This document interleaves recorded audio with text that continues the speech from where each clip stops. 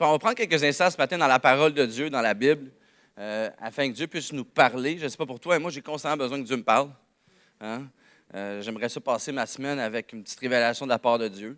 Que ça soit quelque chose que je veux entendre ou pas entendre. Hein? On va prier que ce matin, que ce soit quelque chose qu'on veut entendre. Puis, moi, je pense que Dieu va me parler. Je pense que Dieu va nous parler. On va prier ensemble pour se disposer devant lui. Seigneur Père, on te remet ces prochains instants. On te remercie pour ta parole qui est puissante, qui est vraie. Seigneur Jésus, qui est la vérité au-dessus de toute vérité. On reconnaît ta suprématie dans ce lieu ce matin, Seigneur Dieu. On reconnaît la présence de ton Saint-Esprit. Seigneur Père, fais ton œuvre. On te remercie, Seigneur Jésus. Amen. Amen. Moi j'ai grandi à l'Église. Et puis, tous les clichés chrétiens, je les connais. Okay? Je ne dis pas avec arrogance. Là, parfois, c'est bon, parfois, c'est mauvais. Mais quand j'étais plus jeune, puis c'est correct, c'est bien, c'était vraiment une grande époque où est-ce que lorsque tu voulais parler de ta foi à quelqu'un, tu voulais, comme on dit en langage chrétien, évangéliser, c'était typique d'avoir des tracts. Hein? Je ne sais même pas si c'est un terme vraiment en français. Là. Hein? Je sais pas, qui ici se souvient de l'époque des tracts? Là, un pamphlet. Hein? Moi, j'ai grandi à l'époque, on allait à l'église dans le métro, on donnait ça. Je me souviens même, j'avais 14 ans, mon leader de jeunesse dit « Viens, on va aller donner des tracts vendredi avec les jeunes là, au métro Henri Bourassa. » Puis quand tous les gens attendent le métro, des deux bords, quand ça va être plein, je vais te dire quelque chose. Je vais te demander de faire quelque chose. Je ne m'attendais pas à grand-chose. Je me dis « Il va me demander de partager des tracts. » Puis le moment arrive, il dit « OK, va sur le banc debout, puis proclame l'Évangile. » À 14 ans. Je n'étais pas le meilleur à l'école en éducation physique, mais là, j'ai fait le sprint. Même Ben Johnson, il aurait fait une sieste. Mais c'était une époque où est-ce que partager un tract de l'évangélisation, de confrontation, si on pourrait dire, était vraiment de mise. Hein? C'était plutôt, aujourd'hui, on est peut-être plus dans Jésus t'aime, il veut une relation avec toi. Puis là, éventuellement, on rentre le mot péché là-dedans, puis tout ça, puis là, on va peut-être un peu moins fort dès le début, mais à l'époque, c'était le salaire du péché, c'est la mort. Tu vas brûler en enfer. Mais moi, je me souviens, il y avait ça s'appelait les Chick Tracts, je pense, comme des bandes dessinées. Oui, c'est ça. Puis, il y en avait un qui m'avait frappé depuis que j'étais jeune chez mes parents. C'était le film de votre vie. Il y en a là-dedans, vous le connaissez. Hein? Imagine, tu es un enfant, là, tu vois ça, puis le principe, c'était basé plutôt sur la tradition chrétienne, là, c'était biblique à moitié, que quand tu vas arriver au ciel, il va y avoir un gros écran sur le mur, puis tout le monde va voir chaque seconde de ta vie. Le bon comme le mauvais. Hein, on s'entend que tu commences à faire un peu d'anxiété. Hein? OK, à partir du même temps, même mes pensées, je vais me watcher, je vais me coucher du côté droit, pas du côté gauche. Ça devient un peu stressant. Pour te rendre compte finalement que ce n'est pas ça le principe. Oui, devant Dieu, tu vas voir ta vie au complet avec lui, mais ça va être seul à seul avec lui. Il n'y a pas d'indication qu'il va y avoir une foule. Peut-être. Mais généralement, quand tu regardes les textes, c'est pas mal avec lui, rempli de grâce.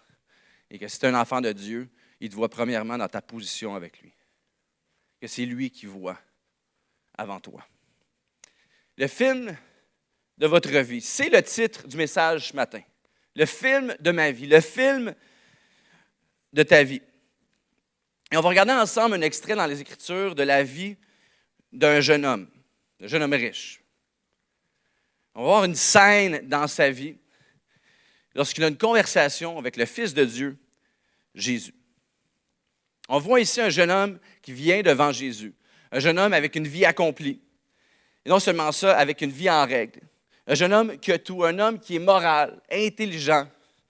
Là, pour les filles célibataires, je ne suis pas en train de faire un profil Tinder. Un homme riche, intelligent, ça ne dit pas qu'il est beau. Fait ambitieux, spirituel, jeune. Il a toute la vie devant lui avec toutes les possibilités. Et il arrive ici, devant Jésus. Matthieu, chapitre 19, verset 16 à 19. Ça dit, tout à coup, un homme s'approche de Jésus et lui demande, « Maître, qu'est-ce que je dois faire de bon pour avoir la vie avec Dieu pour toujours? » Jésus lui répond, « Pourquoi est-ce que tu m'interroges sur ce qui est bon? Un seul est bon, c'est Dieu. Si tu veux entrer dans la vie avec Dieu, obéis au commandement. » L'homme lui dit, « Quel commandement? » Jésus répond, « Ne tue personne. » Ça, c'est pas pire. En général, on est pas mal, ici, il n'y a pas grand monde qui a tué quelqu'un. Ne commets pas l'adultère, ne vole pas, ne témoigne pas faussement contre quelqu'un. Respecte ton père et ta mère. Aime ton prochain comme toi-même. Ce jeune homme vit la situation parfaite. C'est la vie de rêve que notre société projette. Il représente ce que le monde veut. Il représente la carotte au bout de la ficelle devant nous. La vie accomplie. Mais il vient quand même vers Jésus.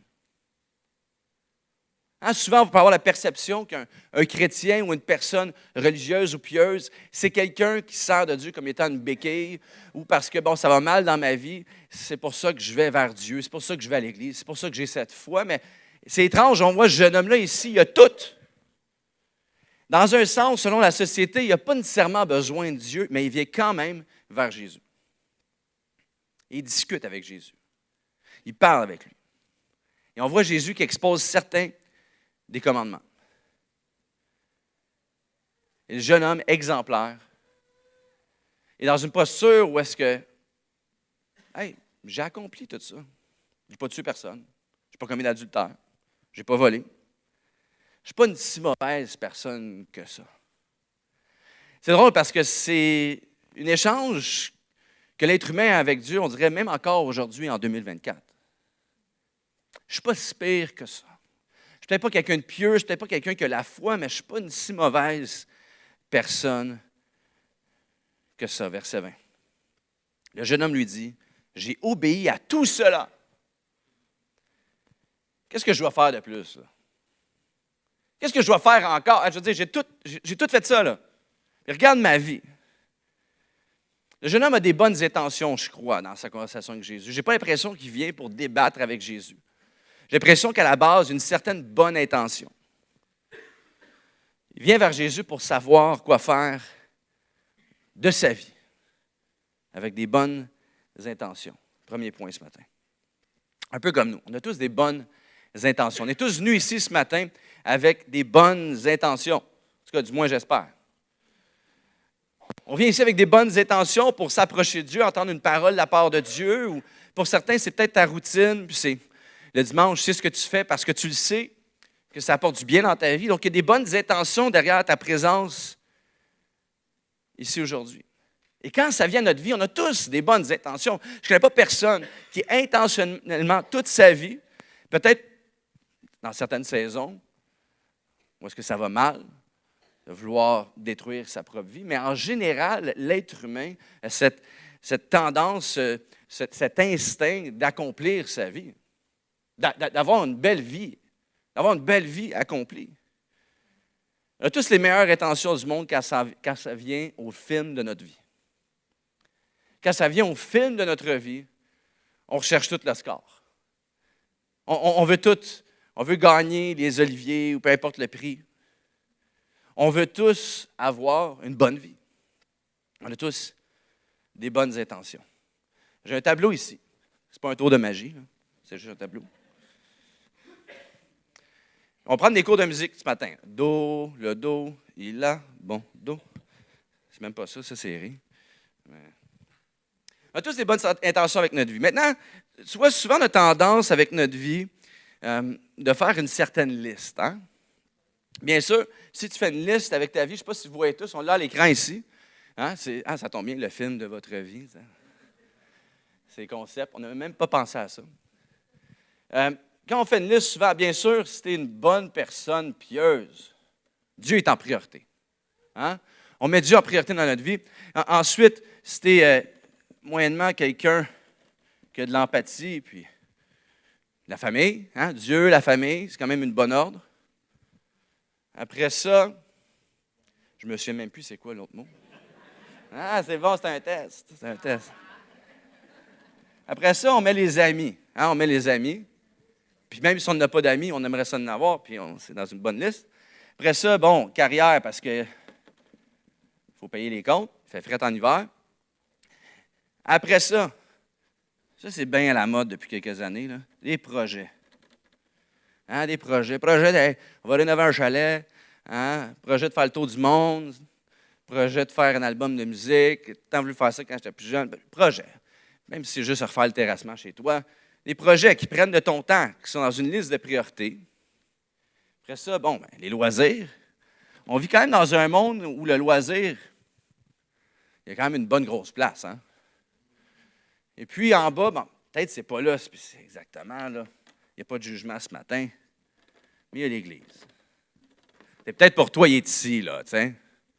Peut-être qu'il est ici. Là, je l'ai mis en bas parce que même moi, tu sais, qui se considère comme un pasteur, des fois, le dimanche matin, au mois de février, quand il fait moins 25, je n'ai pas le goût d'y aller.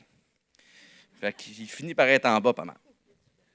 Fait qu'on bâtit cette vie avec une belle... C'est ce que le jeune homme fait. Il vient devant Dieu, puis il présente un tableau de sa vie. C'est une exposition. Peut-être pas le plus beau projet d'art du Musée des Beaux-Arts, mais c'est un petit peu le tableau de sa vie. C'est toutes des bonnes choses.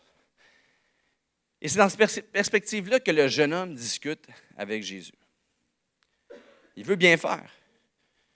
Il fait un check-up de sa vie. Il veut l'approbation du maître, du rabbin. Il lui dit, parmi toutes les règles, toutes les lois, tous les principes, les valeurs que j'ai gardées au travers de cette liste, qu'est-ce que je dois faire? Parce que c'est quand même, ça remplit pas mal la hauteur du tableau. Qu'est-ce que je dois faire? Par-dessus tout ça, pour hériter du produit final, la vie éternelle. Qu'est-ce qui me manque? J'ai quand même l'impression que c'est pas mal plein. Là. OK, bon, j'ai peut-être pas fait des rouges l'année passée. J'ai sauté à guignoler. Mais c'est pas mal quand même plein. Là, ça va bien, puis c'est des belles choses. Qu'est-ce qui manque? Toi, avec ta vie, ici aujourd'hui, en 2024, ce beau dimanche du mois de novembre, bonne comme ta vie peut être, avec les meilleures intentions, malgré tout ça, as-tu déjà eu l'impression qu'il manquait quelque chose? Si tu es honnête avec toi-même, si tu réfléchis 2 secondes à ta vie, ça peut être légitime. Ça peut être légitime. As-tu eu l'impression qu'il te manquait quelque chose? Puis je dirais même à toi qui as peut-être grandi à l'Église. Tu reviens de temps en temps. Ça fait longtemps que tu n'es pas venu, mais tu es là ce matin, tant mieux. Ou depuis plusieurs années, tu viens depuis un certain temps. Ou à toi qui, peut-être ça n'a pas nécessairement rapport avec l'Église. Tu ne viens peut-être pas à l'Église, mais tu as quand même une relation avec Dieu. Tu lis ta Bible. Tu es gentil avec tes voisins. Parce que tout ton entourage est chrétien. C'est des bonnes personnes. Même avec les meilleures intentions du monde, est-ce que tu as déjà eu l'impression qu'il te manquait quelque chose? Le jeune homme lui dit, j'ai obéi à tout cela. Qu'est-ce que je dois faire encore? Tu sais, c'est un peu comme un message texte. Hein? C'est un peu difficile parfois de comprendre l'émotion derrière, le sentiment. Hein? Moi, quand quelqu'un me texte, j'écris un gros texte. « Hey, comment ça va? J'ai hâte de te voir samedi, ça va être génial, passer du bon temps ensemble, ça fait longtemps qu'on s'est vu. » Puis la personne me répond « OK. » Je suis comme « Ouais, il ne doit pas être trop excité, lui, comme moi. » Là, finalement, tu parles avec la personne après. « Non, excuse, parce que je suis en train de conduire, je ne suis pas supposé texter, mais là, j'ai juste fait vite, parce que moi aussi, j'ai hâte, puis là, tu vois mon message. » Tu sais, quand on regarde un texte, des fois, c'est un peu difficile de comprendre l'émotion qui est derrière. Fait qu'il peut y avoir une panoplie d'émotions dans cette réponse devant Jésus. Je pense que c'est correct que parfois, lorsqu'on lit les Écritures, il y a une certaine ambiguïté dans l'émotion, parce que d'une certaine façon, je peux me retrouver dans cette situation avec une base qui est établie et démontrée devant moi et peut-être le comparer à ma vie. Verset 21, Jésus lui dit, « Si tu veux être parfait, va, vends ce que tu as et donne l'argent aux pauvres, alors tu auras des richesses auprès de Dieu. Ensuite, viens et suis-moi. » C'est quand même intense. Tu sais, comme je dis, lui, il vient, puis j'ai quand même une belle liste de choses. Il n'y a plus trop de place. Là. Fait que, tu sais, moi, ce que je m'attends quand j'ai une vie comme ça, c'est que Dieu, par sa grâce et son amour, il va mettre son sceau d'approbation. Puis au pire, comme j'ai dit, il va me dire, bon, tu n'as pas fait la guignolée l'année passée. Fais juste faire la guignolée cette année, tu vas voir, ça va être parfait. Hein? Ton la pelouse de ton voisin 2 fois cette année, je pense que ça va bien tomber. Prie un petit peu plus, lis un peu plus ta Bible. Le jeune homme, il vient devant Jésus et la réponse qu'il reçoit, c'est « Non, non, Prends tout ça et scrape-le. C'est un peu intense. Tout ce que tu as, tout ce que tu es, tout ce que tu as accompli, prends-le, mets-le aux poubelles, puis suis-moi. Viens avec moi. Tu sais, souvent, on peut avoir tendance, lorsqu'on lit ce passage-là, de juger le jeune homme. Je peux te garantir, si j'étais à sa place, je pense que j'aurais même une pire réaction que lui. Jésus énumère une liste de commandements. C'est particulier parce que quand Jésus énumère les commandements, et tu connais un peu les Écritures, tu vois que Jésus ne les a pas tous énumérés. Et pendant que Jésus énumère une liste de commandements, le jeune homme l'interrompt, en tout cas la façon dont c'est écrit dans la parole, puis tu vois la conversation, le jeune homme l'interrompt avant que Jésus puisse finir. Puis il y a un des commandements les plus importants que Jésus n'a pas mentionné. Celui qui résume tous les autres. Celui qui adresse droit à la source, qui va à la racine. Et celui-ci, dans ce cas-ci, avec ce jeune homme, c'est celui qui parle de convoitise. Et c'est comme si le jeune homme coupe Jésus dans sa lancée avant que Jésus puisse le mentionner. Il sait que Jésus est en train de dévoiler le film de sa vie. Il sait ce que Jésus est en train de faire.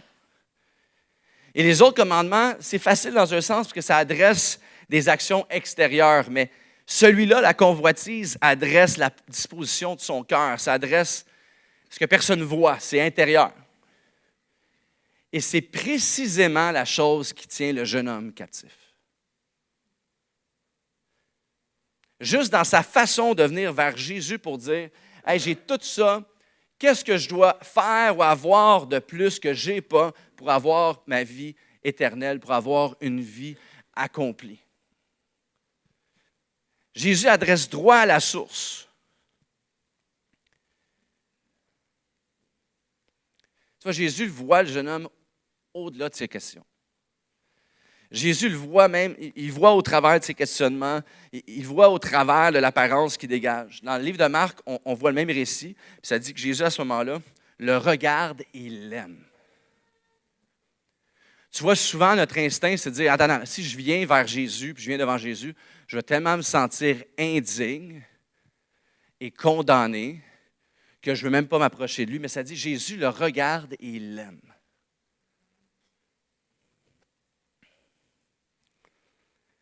Il lit son âme comme un livre. Ce qu'il est en train de dire au jeune homme, c'est « Je vois ce qui te ronge à l'intérieur, je vois ce qui te tue, je vois ce qui t'enchaîne. Laisse-le aller. Et dans son cas, laisse aller ton argent. » Pourtant, Jésus, il dit dans Jean, au chapitre 10, « Je suis venu vous donner la vie en abondance. » Puis là, attends, il demande au jeune homme de tout laisser. Mais Jésus parle de bien plus que de son argent. Parce que tu vois, le jeune homme pense que de suivre Jésus, c'est simplement une liste de choses avec quelque chose que je peux ajouter pour accomplir ma vie, pour aller une étape plus loin. Et ce que Jésus lui demande, ce n'est pas conditionnel à la vie qu'il nous offre, c'est plutôt le résultat de la vie qu'il nous offre. Ce que Jésus demande au jeune homme, ce n'est pas nécessairement un exploit de piété, c'est plutôt une réception de la vie que Jésus a pour lui. Que si j'ai réellement rencontré Jésus, la vie qu'il m'offre est tellement un grand contraste avec la vie que j'avais avant, que tout ce que je veux, c'est lui et rien d'autre. Jésus ici, il n'est pas nécessairement, on peut penser que c'est ça, mais il n'est pas nécessairement en train de demander au jeune homme, « Hey, il faut que tu embarques dans la confrérie de Saint-François d'Assise. Il faut que tu portes un sac de patates, vœu d'abstinence, vœu de silence, toute ta vie, vœu de ci, vœu de... » Non. Jésus n'est pas en train de nous enseigner un principe général ici dans le passage. Que pour le servir, tu dois absolument être pauvre. En fait, il n'y a aucun passage dans la Bible qui parle de laisser toutes tes possessions, tout ce que tu as, et de vivre sur le coin de la rue pour réellement pouvoir avoir une relation et suivre Jésus. Mais ce qu'on voit ici, c'est un cas spécifique à l'individu.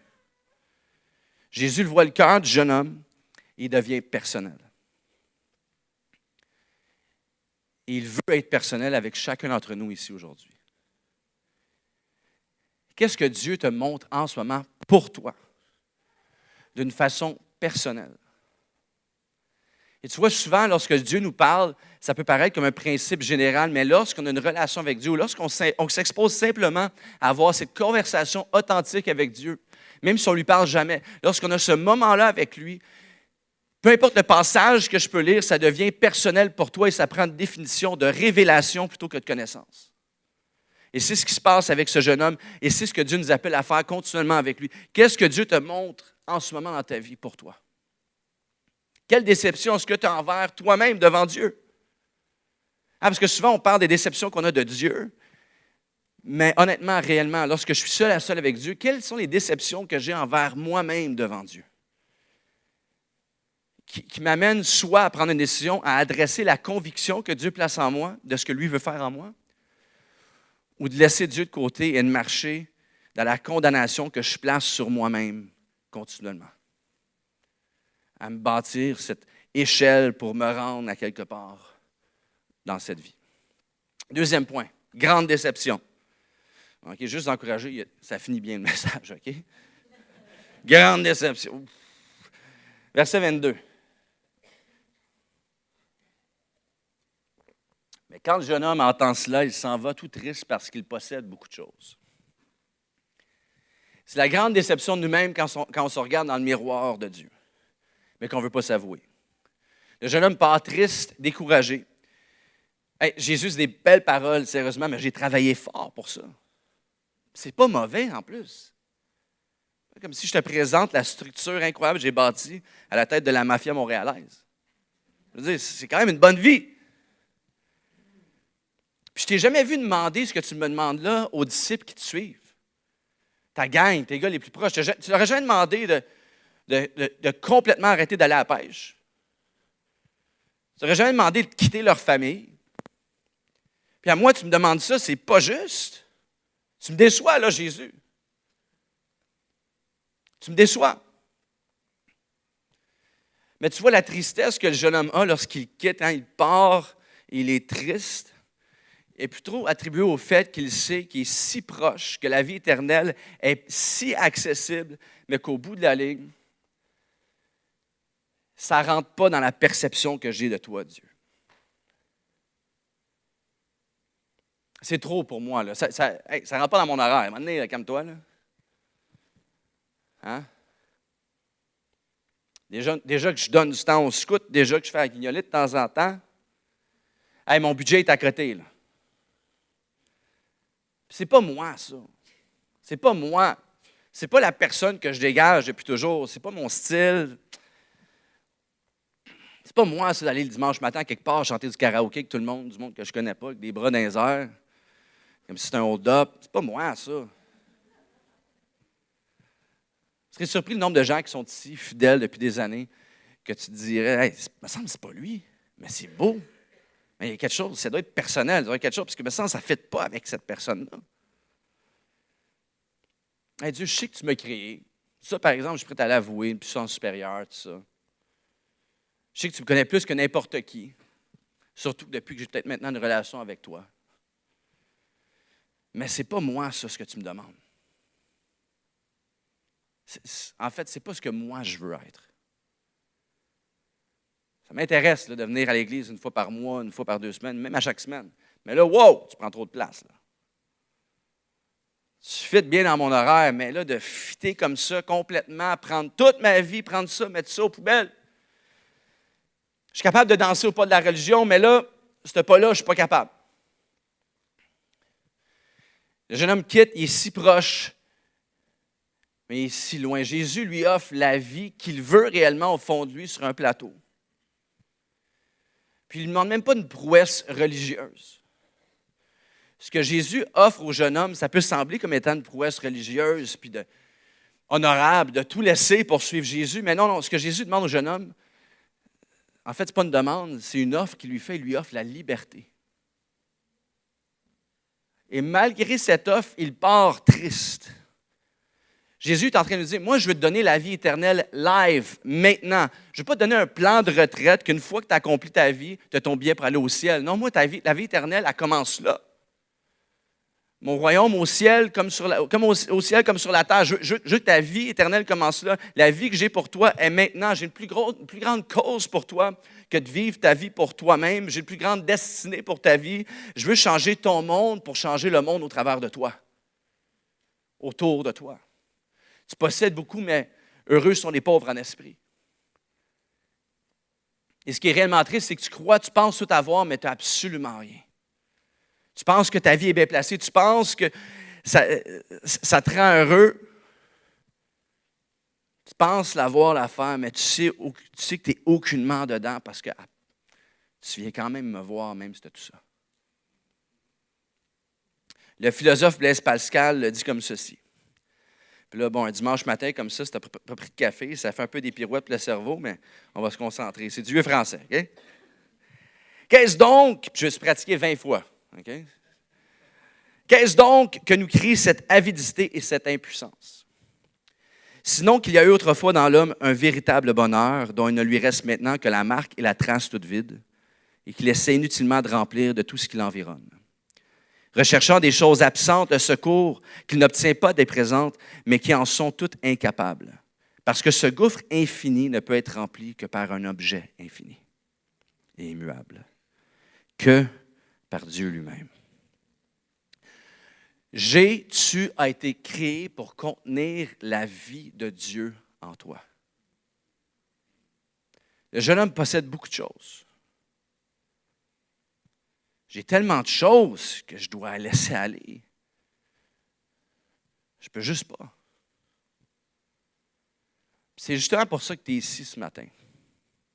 Parce que tu le sais au fond de toi qu'il doit y avoir plus que simplement métro, boulot, dodo, plan de retraite.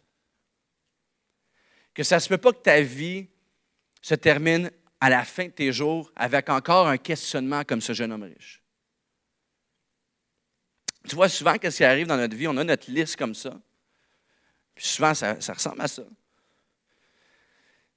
Puis il y a un ou plusieurs domaines dans notre vie où est-ce que ça va pas nécessairement bien. Il y a des saisons dans la vie. Ça peut être une saison où est-ce que j'ai vécu une perte d'emploi, fait que ma carrière est affectée. Ça peut être ma famille, ça ne va pas bien en ce moment dans mon couple. Ça peut être en termes de loisirs, tu n'as pas les moyens. Ça peut être des projets, j'ai jamais eu de projet, moi. Puis tu vois, le problème, c'est que cette liste-là, elle semble devenir un peu plus comme une espèce d'échelle pour se rendre au sommet de l'aspiration de la vie qu'on veut avoir. Puis on gravite l'échelle. Idéalement, on se dit, si ça peut bien aller dans tous ces domaines-là, bien, ma vie va bien aller. Tu comprends? On monte, on descend. Je vais à l'église. J'ai un peu de temps pour mes loisirs, mes projets, ma carrière, mes amis, ma famille. Dieu est en haut. Si tout ça peut bien aller, Dieu, ça va bien aller. On ne dit pas à haute voix, mais ultimement, c'est ce qui se passe. Parce que quand ça va mal, éventuellement, dans un certain domaine de ma vie, on dit ma carrière, je perds mon emploi, j'ai deux choix. Soit que je me morfonds et que je me condamne moi-même en me disant hey, j'ai perdu ma job parce que je ne suis pas assez bon et je ne vais pas trouver d'autre solution. Ou soit que je me jette aux pieds de Dieu. Mais dans cette saison-là, où est-ce que ça va mal, souvent, vu que mon focus est tellement axé sur ma carrière, il faut que je trouve un autre emploi ou ma famille, mon couple va tellement mal.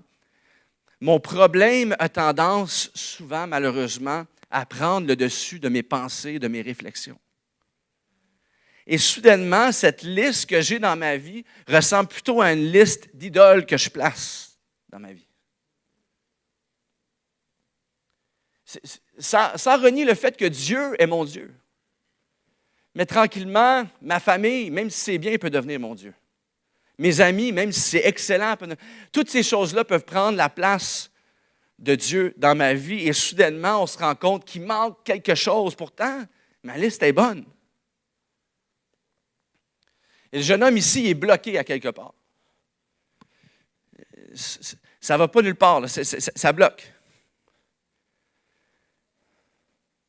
Malheureusement, tu vois, la façon dont il parle avec Jésus, c'est comme si Dieu est devenu simplement une autre marche sur ma liste de priorités dans ma vie.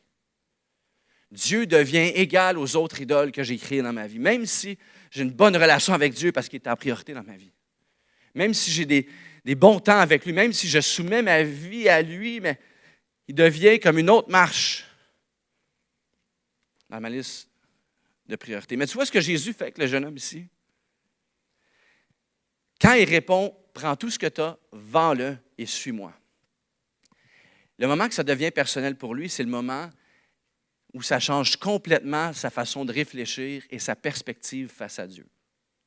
Ce n'est pas nécessairement ces choses physiques, les avoirs qu'il a, les acquis qu'il a ou qui il est devenu, qui va changer complètement de vie. Non, c'est la réflexion de savoir que Jésus, ce qu'il est en train de dire au jeune homme, c'est, tu vois ici, ta liste, là, quand je te dis que je veux que tu scrapes ça, c'est que je veux que tu scrapes ta perception.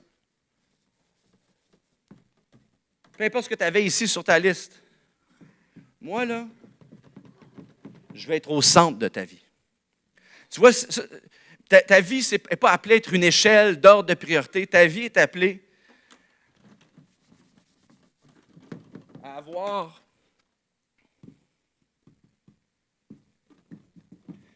Ta vie est appelée à avoir moi qui est au centre de ta vie. Et de quand même avoir toutes ces choses-là autour. Mais ça, c'est simplement des orbites qui tournent autour de moi. Que tes amis, que dans tes amitiés, je sois au centre, même si tes amis ne sont pas croyants. Que dans ta famille, je sois au centre. Que ta carrière, je sois continuellement au centre de ta vie. Je ne veux pas que tu me places en priorité dans ta vie, je veux que tu me places au centre de ta vie. Et c'est seulement lorsque tu me places au centre de ta vie que ta vie va prendre tout son sens. C'est seulement lorsque tu me places au centre de ta vie que ta vie va prendre tout son sens comme une horloge dans la perspective de l'éternité. Et même si ça ne va pas bien dans ta famille, et même si ça ne va pas bien dans ta carrière ou dans tes projets, je reste quand même au centre. Et ta vie ne s'arrête pas là. Ta vie ne bloque pas là. Ton identité ne s'arrête pas sur la saison d'épreuves que tu vis, mais elle va être continuellement placée sur moi, qui prend toute la place au centre. Il y en a que tu es ici ce matin et tu sais pertinemment que le temps est venu pour son intervention dans ta vie.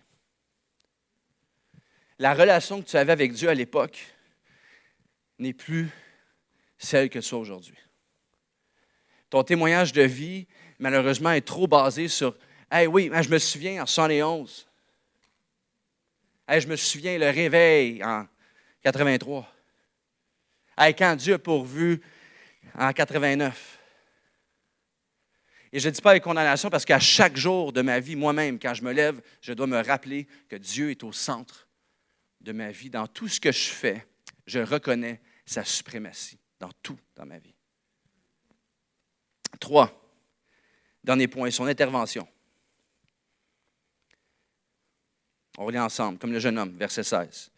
Tout à coup, un homme s'approche de Jésus, lui demande, « Maître, qu'est-ce que je dois faire de bon pour avoir la vie avec Dieu pour toujours? » C'est ça qui est puissant ici. Jésus lui répond, « Pourquoi est-ce que tu m'interroges sur ce qui est bon? » Tu as mal formulé ta question. Un seul est bon. C'est Dieu. Jésus est en train de dire, au fond, tout ça, tu combats avec ce que Dieu veut pour toi. Et tu sais que ça va être mieux que ce que tu veux pour toi-même. En même temps, tu vois que ce n'est pas nécessairement ce que tu veux encore pour toi maintenant. Tu n'es pas prêt à prendre le pas. Tu le sais, c'est là, mais tu n'es pas prêt à prendre le pas. Tout ce que tu es, tout ce que tu fais, tout ce que tu as, et rien si Dieu n'est pas au centre avec sa grandeur et sa puissance pour agir dans tout ce qui entoure Dieu. Parce qu'un seul est bon, Dieu. Le reste va me dévorer. En fait, ce qui est génial avec ce passage-là, c'est que ça enlève la pression. Parce que lorsque je vois la discussion entre Jésus et le jeune homme, et la réponse de Jésus, il faut tout que tu laisses tes possessions, il faut tout que tu lâches pour me suivre, et que le jeune homme, il part triste, découragé. Ce que Jésus veut faire ici, c'est montrer un contraste que je ne pourrais jamais y arriver. Je ne pourrais jamais arriver à la hauteur de Dieu. Je ne pourrais jamais bâtir, même si je veux bâtir ma tour de Babel pour me rendre au sommet des cieux pour toucher Dieu, je ne pourrais jamais y arriver. Je dois réaliser que je ne suis rien sans lui. Et que tout ce que j'ai, ce n'est pas fait pour avoir de l'accumulation autour de moi et bâtir ma propre vie, mais c'est pour le glorifier dans tout ce que je suis, dans tout ce que je fais et dans tout ce que j'ai. Si tu crois, dis amen ce matin. Tu vois, moi, j'ai tendance, je ne suis pas un bon pasteur, là, mais j'ai tendance à lire ma Bible sur mon téléphone, avec l'application de la Bible. C'est correct là, si tu fais ça. C'est bien, tu as toutes les versions, différentes langues, c'est pratique, tu as des dévotionnels, plein de choses là-dessus. J'ai tendance à lire un peu trop ma Bible là-dessus. Puis quand je dis un peu trop, c'est parce que ce que j'aime de ma Bible en papier, c'est que ça devient un peu plus personnel. Tu sais, je mets des petites notes. Mon fils fait des barbeaux. Je connais l'emplacement du verset à droite, en bas. Il y en a qui tu te reconnais là-dedans. Puis, mais là, avec la technologie, c'est bien, je l'ai partout, mon téléphone. Ça veut dire j'ai ma Bible partout. C'est bien. Puis je la sors quand j'en ai besoin. Hein? Si je veux lire ma Bible, je peux sortir mon téléphone, c'est pratique. Je l'ai juste ici dans la poche. Je le sors, puis je peux le remettre dans ma poche. Tu vois, la lecture de la Bible, c'est pas juste pour apprendre des bons principes, comme si je brise un biscuit chinois chaque jour pour avoir « Hey, ça va peut-être diriger ma vie aujourd'hui. Hey, les chiffres gagnants. » Non, la lecture de la Bible, c'est ce qui compose ma conversation avec Jésus, avec Dieu, comme le jeune homme. Puis tu vois, malheureusement, je prends ça un peu comme une image, pas nécessairement en rapport avec ta lecture de la Bible, mais quand même un peu. Trop souvent avec nos vies, c'est bien, je l'ai Dieu dans ma liste de priorités. Je vais à l'église de Rosemère de temps en temps, quelque part, ou j'écoute des messages en ligne, peu importe. Je l'ai, mais tu sais, j'ai une liste de choses dans ma vie. Mon lundi arrive, puis mon téléphone, je le mets dans ma poche. Je vais le sortir le soir ou le matin. Mais là, après ça, là, je suis au travail. Là, je suis avec ma famille. Là, je suis avec mes amis. Puis ça rend compte, c'est facile de l'oublier, c'est dans ma poche. Comme ça, on le sort simplement quand ça nous convient, mais c'est un peu dur de faire une différence avec nos vies quand je ne suis pas différent des gens autour de moi. Quand quelqu'un me voit, il ne voit pas vraiment de différence avec lui-même. Il n'y a pas de « Hey, tu as quelque chose de différent, toi. » Hein? Je ne sais pas si ça t'est déjà arrivé. Il y a quelque chose avec toi. C'est positif, là. Il n'y a pas nécessairement d'impact avec notre vie. Puis je ne suis pas en train de dire que Dieu nous appelle tous à être des Billy Graham, puis des Mère Teresa ou des Gandhi. Mais juste dans notre cercle social, dans notre vie de tous les jours, dans notre famille, avec nos amis, nos projets, loisirs, etc. Parfois, il n'y a pas trop de différence avec les gens autour de moi qui n'ont pas nécessairement cet espoir ou cette foi que je dis porter sur ma vie. Mais quand tu réalises que Dieu est bien trop grand pour être une autre marche dans ta liste, qui est bien trop important et suprême pour être simplement sur une liste de choses, mais qui appartient vraiment au centre. Quand tu réalises que Dieu, c'est bien plus qu'une petite application sur ton téléphone que tu mets derrière, puis là, c'est pas pour faire mon gars spirituel que j'amène cette Bible-là, et même pas à moi. Okay? Que Dieu est bien trop grand pour être contenu dans ma poche arrière, pour être rangé ici. Que quand Dieu prend toute la place dans ma vie, il vient au centre de ma vie, qui est trop grand pour être contenu dans une liste de choses, soudainement, je deviens, sans même me rendre compte, sans même être un chrétien étrange. Souvent, on a trop de chrétiens étranges. Hein? Tu sais, tu marches dans le parking, tu vas voir personne, tu n'as jamais parlé. Là, Dieu m'a parlé ce matin. Moi, ça a déjà arrivé, une fille. Là, Dieu m'a montré, tu es l'homme de ma vie. On était au collège biblique en plus. Tu sais. Je suis parti en courant. Dieu ne me l'a pas montré, moi. Mais quand tu fais ça, là, dans le fond, c'est correct. Souvent, c'est avec des bonnes intentions, mais ça, c'est moi qui sors mon téléphone parce que je ne suis pas capable de contrôler mes émotions. Là. Mais quand Dieu est au centre de ta vie, tu deviens littéralement ce que la Bible déclare comme une lettre vivante. Dans tout ce que je suis, tout ce que je fais. Sans même parler nécessairement ou évangéliser puis sortir des versets à des gens qui ne savent même pas c'est quoi un verset, je suis un verset vivant. Je suis la parole de Dieu vivante pour les gens autour de moi. Ma vie devient une lumière dans la noirceur, le sel de la terre, approuvé, signé par Dieu, porté par lui, dirigé par son Saint-Esprit. Peu importe ce que je traverse, que ça aille bien, que ça aille mal, que je puisse me dire, je ne suis peut-être pas un bon témoignage avec ma vie, c'est pas grave, je suis un enfant de Dieu, je le place au centre de ma vie, puis c'est lui qui va briller.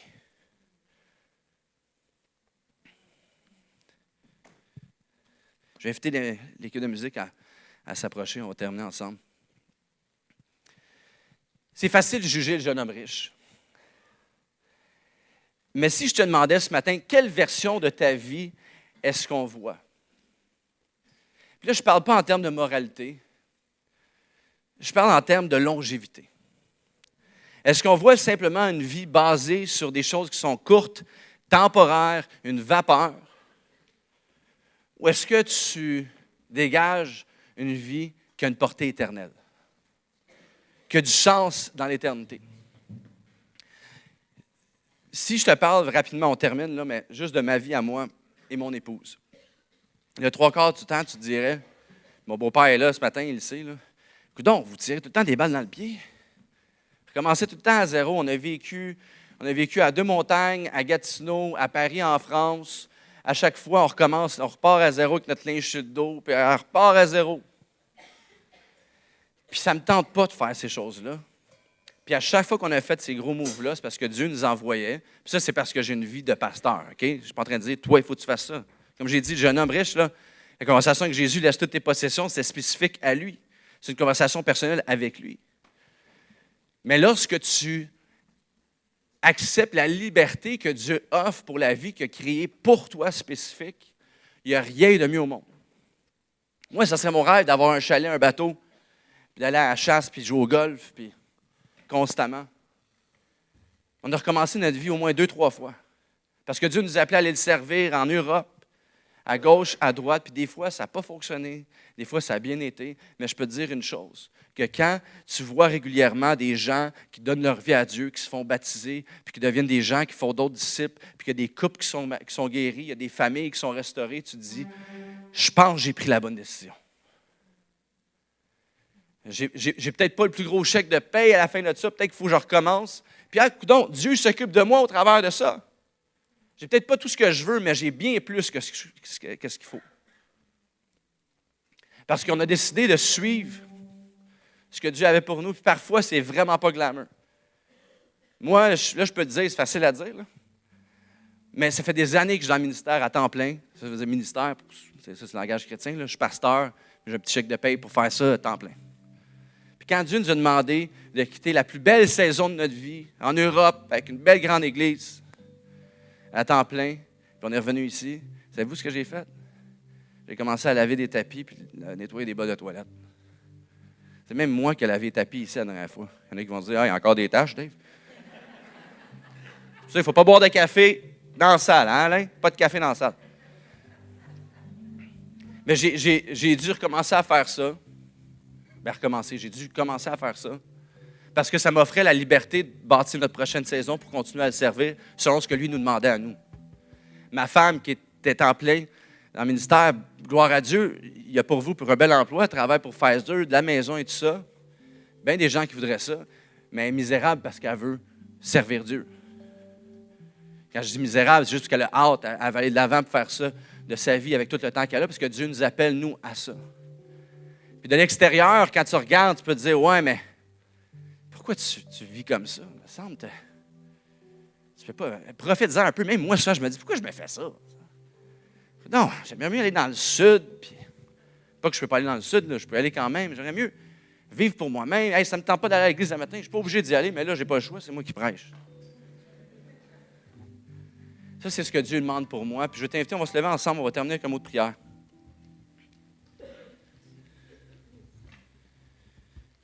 Je vais t'inviter à réfléchir alors qu'on termine en prière. Qu'est-ce que Dieu te demande pour toi de laisser aller?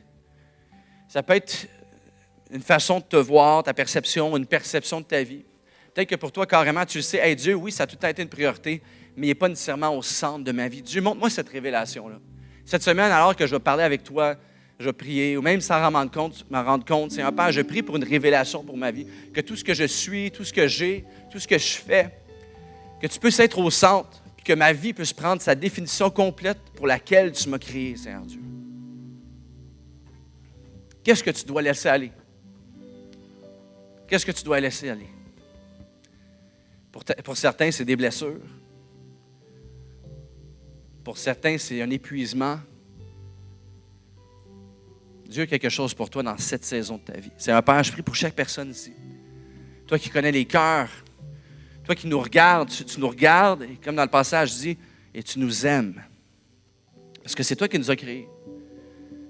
Seigneur Dieu, révèle-toi à chaque personne par ton amour, par ta grâce.